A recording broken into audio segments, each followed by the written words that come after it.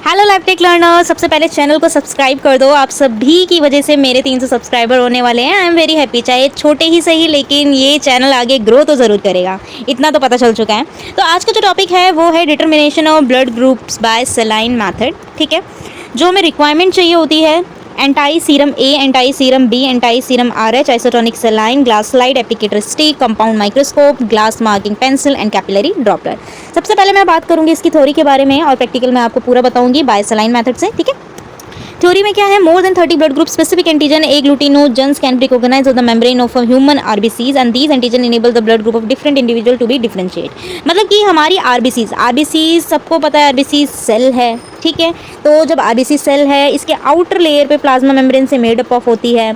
इसी के outer layer plasma cell surface पे बहुत से एंटीजन प्रेजेंट होते हैं, लाइक मोर देन बहुत से एंटीजन मतलब रिप्रेजेंट करते हैं। तो ऐसे ही हमको 30 ब्लड ग्रुप्स मिले हैं, जिनमें से हम कुछ के बारे में डिटेली करेंगे। ठीक है, जो कि हमारा मेन है हमारी ह्यूमंस के लिए, कि हम किसी ह्यूमंस को बोलते हैं अच्छा वो ए पॉजिटिव है, बी पॉजिटिव है, ओ नेगेटिव है, ओ पॉजिटिव है, ए बी पॉजिटिव है ह्यूमंस के कॉन्सेप्ट में। ठीक है, तो उसको क्लासीफाइड करा हमने अकॉर्डिंग टू द एंटीजन। कोई सा भी अगर रिप्रेजेंट करे, अगर एंटीजन है यहाँ पर ए एंटीजन प्रेजेंट है आरबीसी की सरफेस पे, तो बोलते हैं ए एंटीजन प्रेजेंट है, तो क्या बोलेंगे कि ए ब्लड है।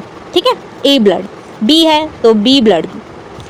इसमें जो प्लाज्मा की बात करें तो इसमें जो एंटीबॉडीज़ जो हमें देखने के लिए मिलती है, अगर ए एंटीजन है तो इसकी जो एंटीबॉडीज़ बनती है वो बनती है एंटाई बी। ठीक है, अगर बी एंटीजन रिप्रेजेंट कर रहा है, इसमें हमें प्लाज्मा में कौन सी एंटीबॉडीज़ दिखेगी, एंटाई ए। अगर एंटीजन ए और बी बोथ रिप्रेजेंट कर रहे हैं, बोथ दिखाई दे रहे हैं, तो हमें जो एंटीबॉडीज़ मिलेगी वो यहाँ पे नन एंटीबॉडीज़ दिखेगी, एक भी एंटीबॉडीज़ इसके अगेंस्ट नहीं दिखेगी। अगर ओ एंटीजन रिप्रेजेंट करता है आरबीसीज के सरफेस पे, तो हमें एंटीबॉडीज़ जो मिलती हैं एंटाई ए भी दिखती है और एंटाई बी भी दिखती है। ठीक है, एंटीबॉडीज़ ए और एंटीबॉडीज़ बी भी। इसके बाद बात करें, जो एबीओ ब्लड ग्रुपिंग सिस्टम है वो हमारा फर्स्ट डिस्कवर्ड करा था कार्ल लैंडस्टेनर ने 1940 में। यहाँ करेक्शन कर लेना, it is based on the presence और absence of blood group specific substance A B O in the RBCs. ठीक है, accordingly human beings can be divided into 4 main group system A, B, O. Blood groups RBCs of the rhesus monkey when injected into the rabbit, the rabbit responds to the presence of an antigen in these cells by forming an antibody which agglutinate rhesus RBCs. अब मैं बात कर रही हूँ rhesus blood grouping, मतलब ये हमारा interlink कैसे है ABO blood grouping से। rhesus monkey, इसकी एक थ्योरी थी कि जब हमें rhesus monkey का RBCs को इंजेक्ट कर दिया था रैबिट में, तो क्या हुआ, रैबिट ने जो एंटीबॉडीज़ प्रोड्यूस करी, इसको हमने क्रॉस वेरीफाई करवाया विथ ह्यूमन ब्लड के साथ। तो क्या हुआ, एग्लूटिनेशन हमें बहुत ज़्यादा देखने के लिए मिली। तो हमें यहाँ से हिंट मिल गया कि मे बी जो आरबीसीज की ह्यूमन के आरबीसीज पे एंटीजन प्रेजेंटेशन हो रहा है, वो उसका हमने नाम दे दिया एंटीजन डी। ठीक है, जो कि सिमिलर था रीशियस मंकी के एंटीजन से, इसीलिए इसको बोला जाता है अगर मोर देन एग्लूटिनेशन प्रेजेंट है, मतलब एग्लूटिनेशन बहुत ज़्यादा हो रही है, तो हमने बोल दिया 85% लोगों में ये देखने के लिए ईजिली मिला कि 85% लोग जो हैं रीशियस मंकी का एग्लूटिनेशन पॉजिटिव दिख रहा है हमें, तो हमने बोल दिया ये RH पॉजिटिव है। मतलब एंटीजन अगर प्रेजेंट है हमारा D, तो पॉजिटिव बोला, अगर नेगेटिव है एंटीजन D तो उसे नेगेटिव बोला। ठीक है, यही लिखा गया है, there serum contain no RH antibody, no agglutination occur in 15%, the is called the RH negative. The procedure is based on the principle of the agglutination. जो हम एबीओ ब्लड ग्रुपिंग करते हैं उसका जो प्रोसीजर मेन प्रिंसिपल बेस्ड होता है agglutination, clumping of the RBCs. The phenomena of agglutination is due to the interaction between the factor agglutinin antigen present on the RBC membrane, agglutinin antibody present in the plasma. मतलब जो RBC की membrane पे हमारा antigen present है और जो plasma में हमारे एग्लूटिनिन है वो क्रॉस लिंक कर जाते हैं, इसी को ही हमने क्या बोल दिया, एग्लूटिनेशन।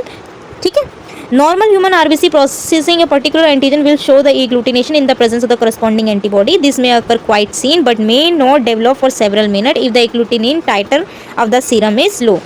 अगर एग्लूटिन एंटीबॉडी अगर हमारे प्लाज्मा में या सीरम में बहुत कम है तो हमें एग्लूटिनेशन नहीं देखने के लिए मिलता है, अगर वो ज़्यादा हो जाएंगी तब भी हमें एग्लूटिनेशन नहीं दिखता है।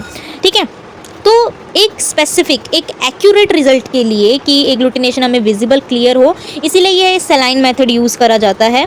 तो सलाइन मेथड में क्या होता है, हम सेल सस्पेंशन बनाते हैं, सलाइन का सेल सस्पेंशन बनाते हैं रेड सेल्स का, ठीक है, जिसमें हमें NaCl की ज़रूरत होती है। तो इसमें हम क्या करते हैं, NaCl लिया और कुछ ड्रॉप्स हमने ब्लड की ली, पेशेंट्स की ली, जिसका भी हमें आइडेंटिफाई करना है। उसको सेंट्रीफ्यूज करते हैं एंड 2 to 5% नॉर्मल सलाइन से 2 बार वॉशिंग करी जाती है। आफ्टर वॉशिंग जो हमें पूरा सस्पेंशन मिलता है उसको हम यूज़ करते हैं अपनी स्लाइड पे, ठीक है। तो यही लिखा हुआ है, इतने बड़े प्रिपरेशन कैसे करनी है हमें सलाइन की। 3 ml ऑफ आइसोटोनिक, ये पूरा मैंने आपको बता दिया है क्लियर करके। इसके बाद है डिटर्मिनेशन ऑफ ब्लड ग्रुप। अब हम डिटर्मिनेशन कैसे करेंगे ब्लड ग्रुप का। जब हमने रेड सेल सस्पेंशन बना लिया, रेड सेल सस्पेंशन बनाने का तो मेन ही पर्पस था कि एक्यूरेट रिजल्ट दे, विजिबल हो। क्या होता है ना कि बेटा आरबीसीज में आरबीसीज है, आरबीसीज प्लाज्मा भी है, ठीक है, made up of a plasma. Plasma में क्या होता है, हमारे अनस्पेसिफिक प्रोटीन्स प्रेजेंट होते हैं और कुछ एंटीजन्स प्रेजेंट होते हैं जो कि इंटरफेयर करते हैं, मे बी वो शो करे एग्लूटिनेशन। तो उसको जो नॉन स्पेसिफिक रोलेक्स फॉर्मेशन करवा रहा है वो एंटीजन या फिर कोई प्रोटीन, उसको वॉश करके हमें विजिबल हो, अच्छे से हमें रिजल्ट मिले। तो इसीलिए हम सेल सस्पेंशन का यूज़ करते हैं, ठीक है, ब्लड ग्रुपिंग में। कि कोई भी अगर रोलेक्स फॉर्मेशन करवा रहा है, नॉन स्पेसिफिक रोलेक्स फॉर्मेशन करवाता है, उसको वॉश आउट करना है, प्रोटीन्स को हटाना है, एंटीजन को हटाना है, अनवांटेड एंटीजन को हटाना है, ठीक है, अपने आरबीसीज में से। तो सबसे पहले हम क्या करेंगे, हम स्लाइड्स लेते हैं, ये स्लाइड्स होती है, ठीक है, एक एक ड्रॉप जो भी सलाइन का है, रेड सलाइन का 3 ड्रॉप हमने सलाइंस की डाल दी। इसके बाद ये सब ये प्रोसीजर ये लिखा हुआ है, ठीक है, इसमें डायग्राम भी होगा, फर्स्ट मिनट ये रहा, ठीक है।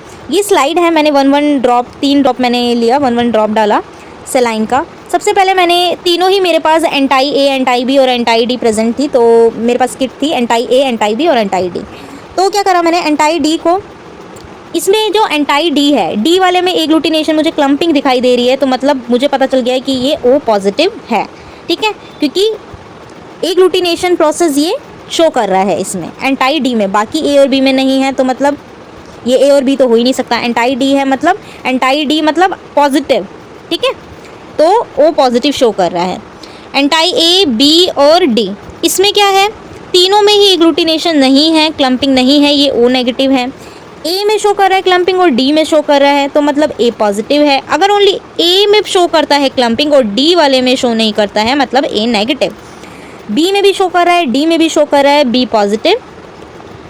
अगर बी में सिर्फ शो करता है, डी में शो नहीं करता, तो बी नेगेटिव। अगर ए में, बी में और डी में तीनों में शो करता है, मतलब ए बी पॉजिटिव। अगर ए में और बी में, डी वाले में नहीं करता है शो, तो ए बी नेगेटिव। अगर ये मेरा कंट्रोल का सैंपल लगाया हुआ है मैंने, अगर तीनों में ही क्लम्पिंग दिखती है मुझे, तो मतलब इनवैलिड रिजल्ट है, मतलब इस जो मेरी किट परचेज करी गई है एंटाई ए, एंटाई बी और एंटाई डी, इसमें प्रॉब्लम है, इनवैलिड रिजल्ट देगा। अगर मेरा कंट्रोल ही पॉजिटिव आएगा तो ये इनवैलिड रिजल्ट होगा, ठीक है। तो ये सब इसके प्रोसीजर में मैंने लिखा हुआ है। The red cell suspension is drawn for the bottom of the test tube into the capillary dropper and drop it added each of the drop on the slide. Okay, slide को अच्छे से पहले clean करना है, clean Greece free होनी चाहिए और 3 drop फिर डालनी है and wait for the 10 minute. The slide is then gently rocked back and forth and examine the presence of the agglutination clumping of the RBCs. Confirm the finding under the low power of the microscope. Visual वैसे भी दिख जाता है but microscope में और identify करने के लिए you can use the microscope, ये बेटर रहता है।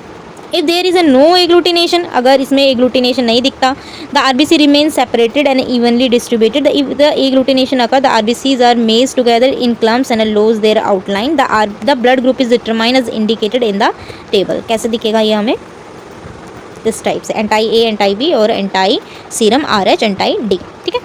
ये टेबल फॉर्मेट है। प्रिकॉशंस हमें क्या क्या रखनी है, द स्लाइड शुड बी थोड़ी क्लीन होनी चाहिए। The slide should be labelled before hand after placing the anti A, B और RH, ठीक है।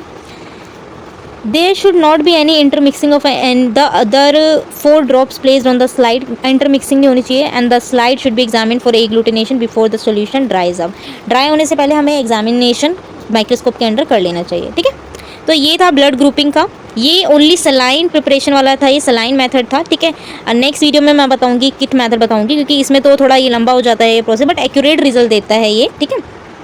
किट मेथड से भी करते हैं भाई, ये saline red cell suspension method से करा है और बाय किट मेथड भी होता है, वो आपको मैं नेक्स्ट वीडियो में कवर अप करूँगी, उसका principle, procedure and clinical significance, ठीक है। एंड एक और बात होती है, एक जो मेन बात थी इसमें RH पॉजिटिव और नेगेटिव वाली। तो RH पॉजिटिव और नेगेटिव का क्लिनिकल सिग्निफिकेंस क्या था इस ब्लड ग्रुपिंग में, कि जो भी RH नेगेटिव वाली मदर्स होती हैं, RH नेगेटिव वाली, she conceive a RH positive baby, तो नेक्स्ट बर्थ में क्या होगा, उस प्रेगनेंसी में हीमोलाइटिक डिजीज़ ऑफ न्यूबॉर्न होने के चांसेस हो जाते हैं। ठीक है, क्यों होता है, क्योंकि जो RH पॉजिटिव है इसकी जो एंटीबॉडीज़ है थ्रू द प्लेसेंटा ये RH नेगेटिव वाली मम्मा के पास चली जाती है। इस केस में HDN हो जाता है, जिससे कि हमारे जो सेकंड बेबी होता है उसके चांसेस ज़िंदा रहने के नहीं होते, वो मर जाता है वो, क्योंकि वो जो सेकंड बेबी की न्यू बॉर्न की भी RBCs की वो ख़त्म कर देता है। ठीक है, तो इसी को ही बोला जाता है haemolytic disease of a newborn, जिसका एक RH का क्लिनिकल सिग्निफिकेंस है। एंड थैंक यू मेरे चैनल को इतना प्यार देने के लिए, क्योंकि 300 ही सही, लेकिन आई एम वेरी हैप्पी कि 300 तो होने ही वाले हैं, कम से कम 300 तो सब्सक्राइबर हो रहे हैं। और बाकी आप कमेंट्स में बताना कि मैं नेक्स्ट जो भी टॉपिक है मैं कौन सा टॉपिक पे वीडियो बनाऊँ।